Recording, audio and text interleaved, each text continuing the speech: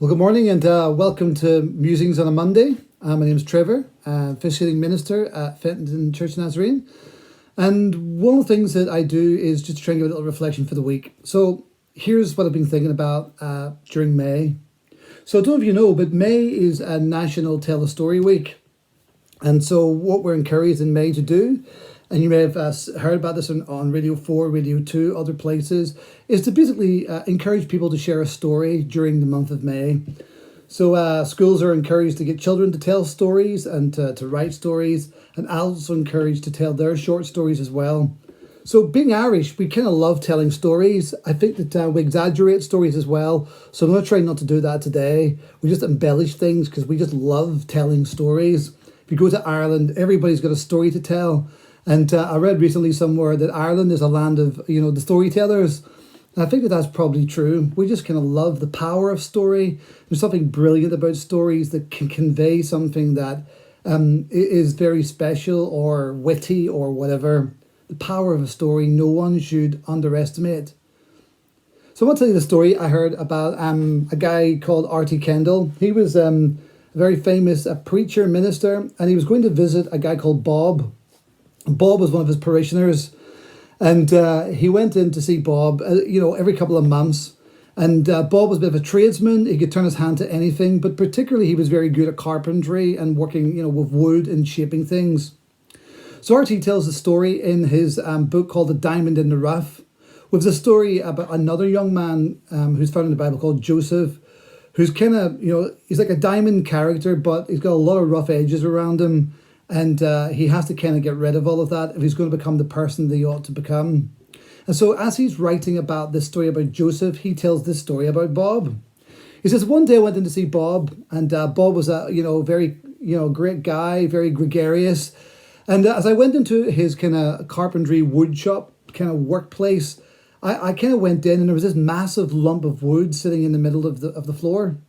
And he looked at it, he said, and I thought that actually, to be truthful, it was just like it was like a bit of a kind of tree trunk stump sort of thing. Didn't look like very much. And he said to Bob, what are you doing with that bit of wood lying in the middle of the room? It's not like, it's not very nice, Bob. Bob said, don't you dare talk about my beautiful horse like that. So R.T. kind of said, well, he kind of looked around the room to see if he was thinking about something else. And Bob directed his hand and said, look at this piece of wood. This wood, that's my beautiful mare. What are you talking about? So R.T. kind of wondered whether, maybe he'd had a bad night or, Bob had been known in a previous life for smoking a bit of weed. And so he kind of wondered, I wonder if Bob's not in a good place today. And so R.T. kind of humoured him, says, oh, yes, I see it's lovely, it's wonderful, and patted it and joked with him. And Bob said to him, R.T., see if you visit me in 6 months, I think you'll have a different perspective. So R.T. says he went about his business the next couple of months, kept in touch with Bob, but he thought, true to his word, he would go back down to his workshop in 6 months' time. So what happened was R.T. went into his workshop, knocking the door, and called out to him. And Bob was, really pleased to see him.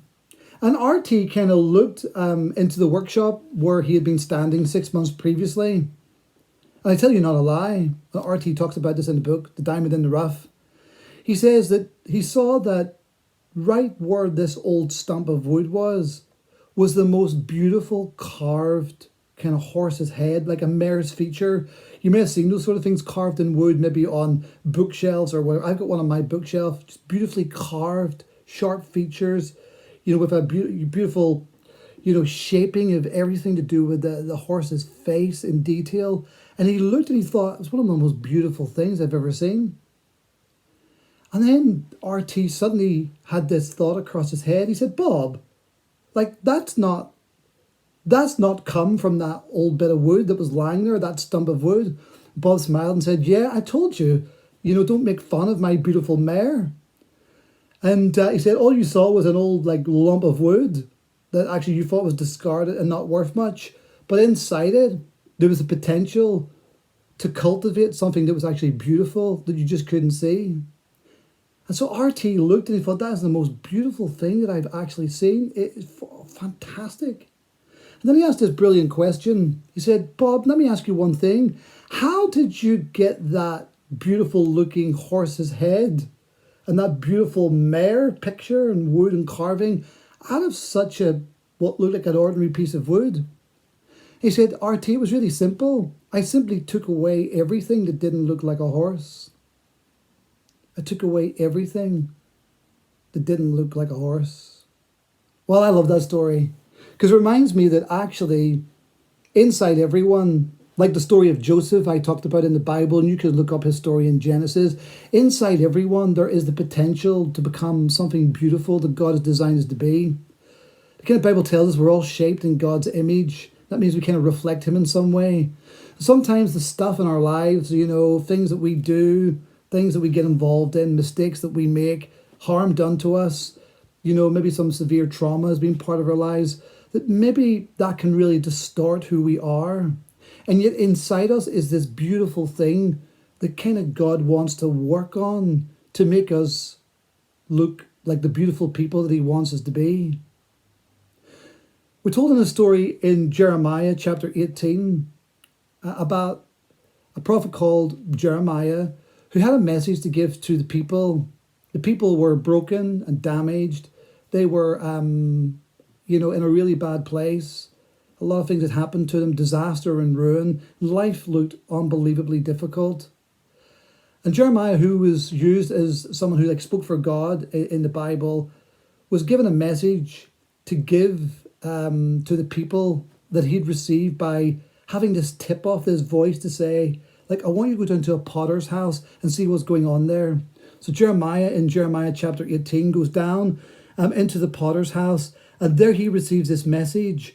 Jeremiah is thinking about, is there any hope for my people? Is there any way back? Is there anything good that can come out of destruction? Has God forsaken all my people? Does God not care about the people? Have their chances been ruined because they've made some terrible decisions in their life?